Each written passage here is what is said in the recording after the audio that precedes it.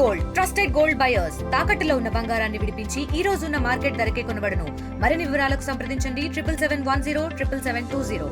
జీడిమట్ల హత్య కేసులో తేజశ్రీ ఎవరైతే తల్లిని అతి దారుణంగా ప్రియుడితో కలిసి చంపిన తేజశ్రీ స్కూల్ వద్ద అయితే మనం ఉన్నాం. తన క్లోజ్ ఫ్రెండ్స్ అయితే ఉన్నారు. వీళ్ళకి చాలా విషయాలు తెలుసు. గతంలో కూడా అనేక సార్లు వాళ్ళ మదర్ వచ్చి గొడవ చేసిందంటూ కూడా స్నేహితులు చెప్తున్నారు. అమ్మాయితో మాట్లాడదాం. ఏంటి తేజశ్రీ మానసిక పరిస్థితి ఎలా ఉండే? మీరు క్లోజ్ ఫ్రెండ్స్ కాబట్టి రోజు మీతోనే స్కూల్కి రావడం ఇటువంటివి జరుగుతుంటాయి. ఈ బాయ్ ఫ్రెండ్ గురించి ప్రస్తావన కానీ లేకపోతే తల్లితో గొడవ కానీ ఏంటి వాళ్ళ ప్రాబ్లం ఏంటి? అసలు ఏమైందంటే తను మాతో నార్మల్గా ఉండేది, తినేది ఉండేది నార్మల్గా అయితే, కానీ వాళ్ళ అమ్మ టార్చర్ చేసేది, ఇట్లా చేసేది అట్లా చేసేది చెప్పింది మాకు. మేము పెద్దగా పట్టించుకునేటోళ్ళం కాదు. ఈ శివ అనే వ్యక్తి గురించి కూడా చెప్పేది కొంచెం, ఇలా చేసి ఇలా వెళ్తాం, ఇలా మాట్లాడుకుంటాం, మేము కూడా లైట్ తీసేసుకుంటాం. ఇన్స్టాగ్రామ్లో అంట మేము అక్కడికి వాళ్ళ అమ్మ పంపించిందంట వీళ్ళ చెల్లిని తనని. ఒక 3 రోజులు వాళ్ళు అక్కడ ఉన్నారు. పెళ్ళికని వెళ్ళారంట చెప్పింది. శివ వాళ్ళ తల్లి కూతురు పంపించింది శివతో పెళ్లి చేసుకోవడానికి. లేదు, వేరే వాళ్ళ రిలేటివ్స్ పెళ్లి ఉండేనంట, అందుకే 3 days పంపించింది. తల్లి ప్రమేయంతోనే పంపించింది. పంపించిన తర్వాత వాళ్ళు వచ్చి అంటే 3 days తర్వాత వచ్చి వీళ్ళు ఏమనుకున్నారో ఏమో. ఇక 3 days తర్వాత మళ్ళీ శివ కూడా వచ్చిండు.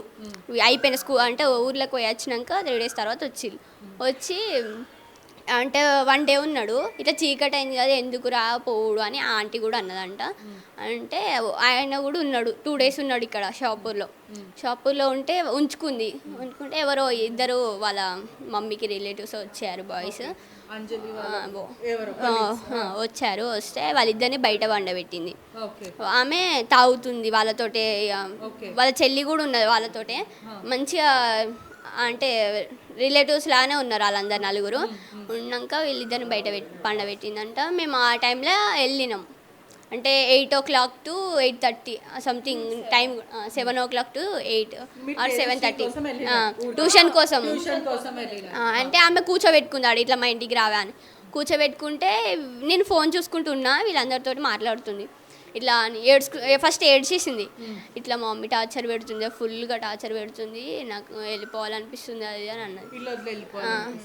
నేను శివ దగ్గరికి వెళ్ళిపోతా అని అన్నది డైరెక్ట్. అంటే మేము లైట్ తీసేసుకున్నాం, ఎప్పటి స్కూల్లో ఉంటుంది కదా అని లైట్ తీసేసి. ఈ మాట అంటుండేనా? టార్చర్ అంటే ఎటువంటి టార్చర్? వాళ్ళ మమ్మీ ఏం చేస్తారు? కొడుతుండేనా? ఇట్లా అంటే ఇట్లా స్క్రూ డ్రైవర్ తీసి పొడవడము, సలాక్ అంటే మనం దోశలు వేస్తాం కదా దాన్ని తీసుకొని గొంతులో నొక్కడము, అంటే ఇక్కడ మళ్ళీ ఇక్కడ పెట్టడము. ఆ వాతలు కూడా ఉన్నాయి ఆమెకి. ఉన్నాయి. మళ్ళీ ఇక్కడ గొంతుక మీద కాలు పెట్టడము, ఇక్కడ కడుపు మీద కాలు పెట్టడము, అట్లా చేసేది.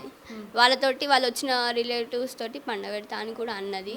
అంటే ఈమె ఏ డెసిషన్ తీసుకుందో తెలియదు. ప్రెషర్ చేస్తుండేనా ప్రాస్టిట్యూట్ చేయమని, ఇటువంటివి వేరే వాళ్ళతో ఉండాలి, నేను చెప్పిందే వినాలని, ఇటువంటివి అదంతా తెలియదు మాకు. శివ అన్న వ్యక్తితోని ఆల్రెడీ వాళ్ళ మదర్ పర్మిషన్తోనే అతను వాళ్ళ ఇంట్లోనే ఉంటున్నాడు. మరి ఎందుకు శివ పైన కేసు పెట్టడం, మా కూతుర్ని తీసుకెళ్ళిపోయావని చెప్పడం ఎందుకు? ఇదంతా ఎందుకు చేసింది? అదంతా తెలియదు. ఇక మాకు స్కూల్కి వచ్చి ఫోర్స్ చేసింది మమ్మల్ని, పోలీస్ స్టేషన్కి తీసుకెళ్ళింది. ఎందుకు అంటే మాకు తెలుసు ఆయన సాక్ష్యము, అట్లా మా సాక్ష్యం ఉంటేనే నువ్వు స్కూల్ ఉంటావు బతుకుతావు అదని నన్ను గేట్ దాటంగానే నిన్ను ముక్కలు నరుకుతా నా సాక్ష్యం లేకపోతే అని మమ్మల్ని ఫోర్స్ చేసి జీడిమెట్ల ఈ హత్య జరగక ముందు ఆల్రెడీ 4 days బ్యాక్ తను పారిపోయింది శివ అన్న వ్యక్తితో. మళ్ళీ పోలీసులు తీసుకొచ్చారు, వాళ్ళ మదర్ కౌన్సిలింగ్ ఇచ్చింది, లేదు నీకు భవిష్యత్తు ఉందని చెప్పి. కానీ దీనికన్నా ముందు వాళ్ళ మదర్ అంగీకారంతోనే కదా వాళ్ళిద్దరు వాళ్ళ మదర్తో పాటే కొన్ని రోజులు ఉన్నారు. మరి ప్రాబ్లం ఎక్కడ వీళ్ళకి, ఎక్కడ చెడింది? అక్కడ అంటే వాళ్ళ మమ్మీ నార్మల్గా అన్నదని మాతో చెప్పింది. నార్మల్గా ఇట్లా శివ అంటే పోదు కదా బయటికి అని నార్మల్గా అని చెప్పింది. చెప్తే ఇక మళ్ళీ ఆమెకు తెలిసిపోయింది, ఉంటారు కదా ఒక మాట మీద ఉండరు. అదేంటి కొన్నిసార్లు ఆ అమ్మాయి వైపు ఉంటారు, కొన్నిసార్లు వాళ్ళ వైపు ఉంటారు. సో వాళ్ళ మదర్ కూడా అంతే, ఒక మాట మీద ఉండదు. సో ఒకసారి ఏమో చేస్తా అంటది, ఇంకొకసారి ఏమో వద్దంటది, అలా ఉంటుంది వాళ్ళ అమ్మ. ఓకే. ఈ అమ్మాయి పరిస్థితి ఎలా ఉంటుండే అంటే చదువు విషయం కానీ లేకపోతే తన మానసిక పరిస్థితి, ఎందుకంటే వాళ్ళ మొదటి భర్త కూతురు తను, రెండో భర్త కూతురు రెండో అమ్మాయి, వీళ్ళిద్దరి మధ్యలో వ్యత్యాసం అంటే చిన్న అమ్మాయిని మంచిగా చూసుకోవడం, ఈమెను చూడకపోవడం ఇట్లాంటివి ఉంటుండేనా? ఉంటుండే. ఇలా వాళ్ళ చెల్లికి తీస్తే తీయించకపోవడం, బట్టలు అలాంటివి కేర్ చేయకపోవడం, పెద్ద పట్టించుకోకపోవడం, ఇలాంటివి చేస్తుండే, చెప్తుండే వాళ్ళు. తను కర్రీ మంచిగా వండినా కూడా మంచిగా వండలేదని అట్లా కొట్టడము, తిట్టడం అట్లా కూడా ఉన్నాయి.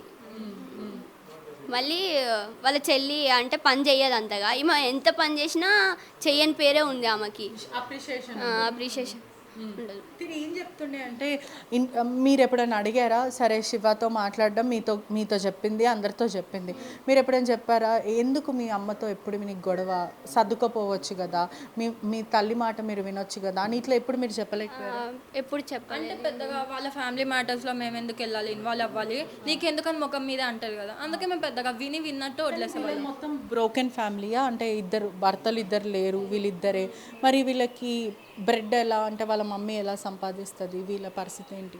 వాళ్ళ అమ్మ ఎక్కడో పని చేస్తుంది, రాజకీయాల్లో కూడా ఉంటుందని అలా విన్నాము. అయితే ఇంకా తెచ్చి పెడుతుంది బాగానే, ఇంకా అన్నీ తెచ్చేది, కానీ మేము పెద్దగా ఉండేవాళ్ళం కాదు. వాళ్ళ ఇంటికి వెళ్ళినా సైలెంట్గా కూర్చోవడం, కానీ వాళ్ళ అమ్మ ఎలా అంటుందంటే ఎక్కిరిస్తుంది మమ్మల్ని. ఎలా చూడంగానే వచ్చింది నత్తిది, వచ్చింది పొట్టిది, అలా చూసి మమ్మల్ని చూసి అలా ఎక్కిరిస్తుంది. తను అలా తన మెంటాలిటీ అలా ఉంటుంది. ఇంకా తను ఇక్కడ స్కూల్ వరకు అయితే తేజశ్రీ మాతో బాగానే ఉంటుంది, తింటుంది, బాగానే చదువుకుంటుంది, బాగానే ఉంటుంది, మంచిగానే క్లోజ్గానే ఉంటుంది. ఆమె కూడా మొత్తం చెప్తుంది ఇంట్లో ఏమేమి జరిగిందంతా చెప్తుంది.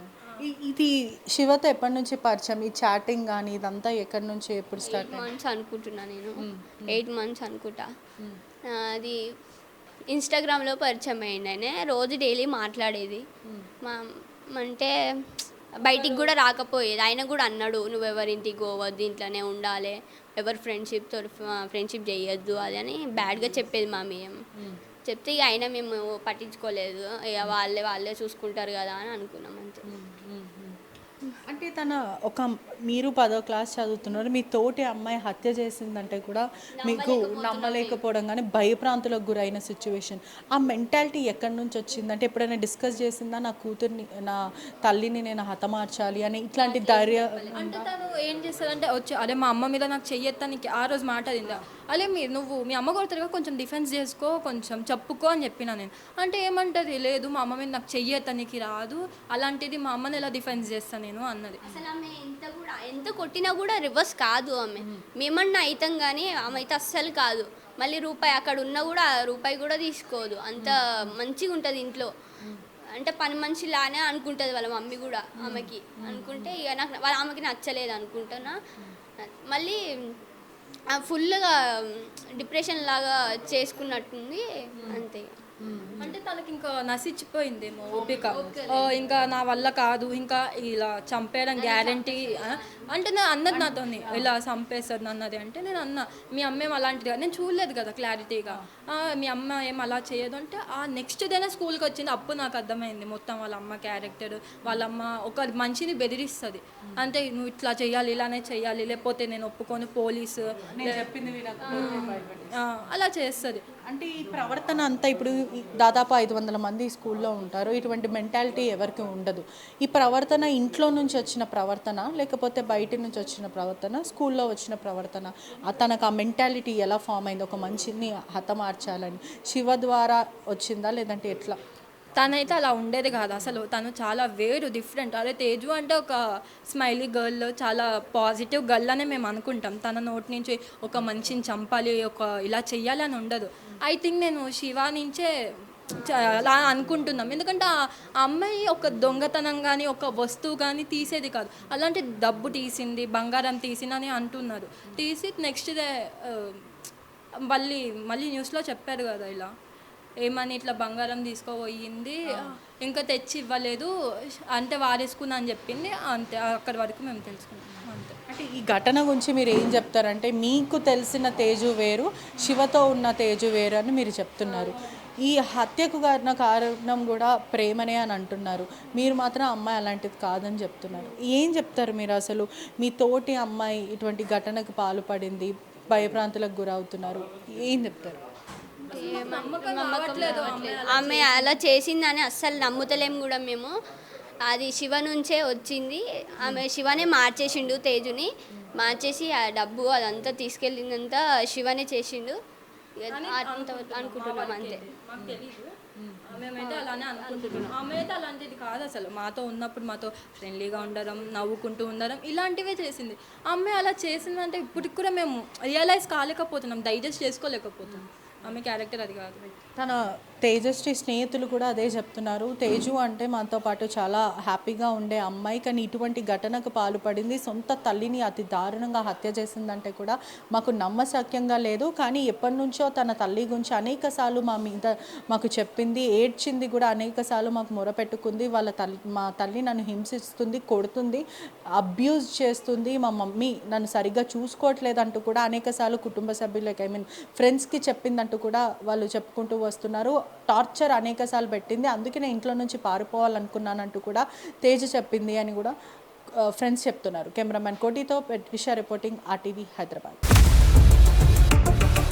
ఇండియా పాకిస్తాన్ తాజా అప్డేట్స్ కోసం డౌన్లోడ్ చేసుకోండి RTV లైవ్ యాప్.